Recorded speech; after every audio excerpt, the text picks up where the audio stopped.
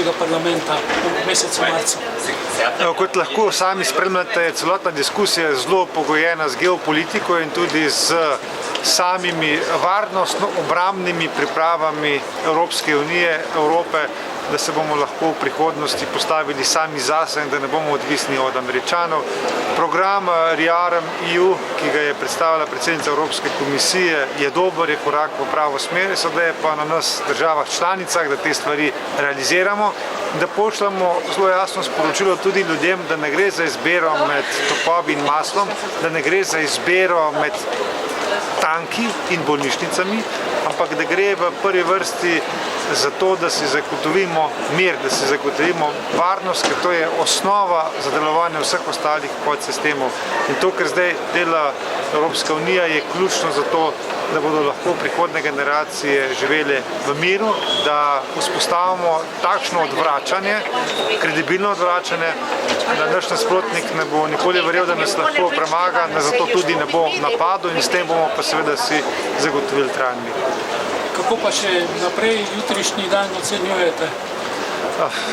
Urnik je pester, že danes se bo fokus malo iz obrambno-varnostnih tem spremenil tudi na ekonomske, rečemo temu razpravo o Clean Industrial Deal, o tem čistem industrijskem dogovoru, kjer bo predvsem velik debat o tem, kako bi ta ideološki zeleni dogovor, ki je bil ključna tema v prejšnjem mandatu, prilagodili na način, da bo lahko evropsko gospodarstvo v tem zelo konkurenčnem svetu preživelo, ki se pa seveda dramatično spreminja in seveda, če se mi ne bomo na te stvari prilagodili, potem bomo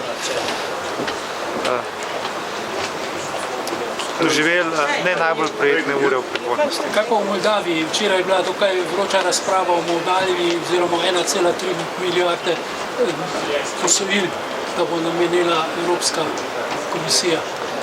To je na nek način standardni pristop, da Evropska unija podpira države članice, ki se približujejo Evropski uniji.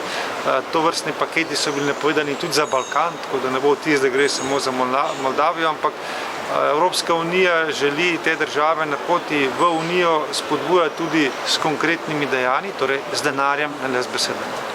Ali boste morda izkoristili kakšno svojo minuto?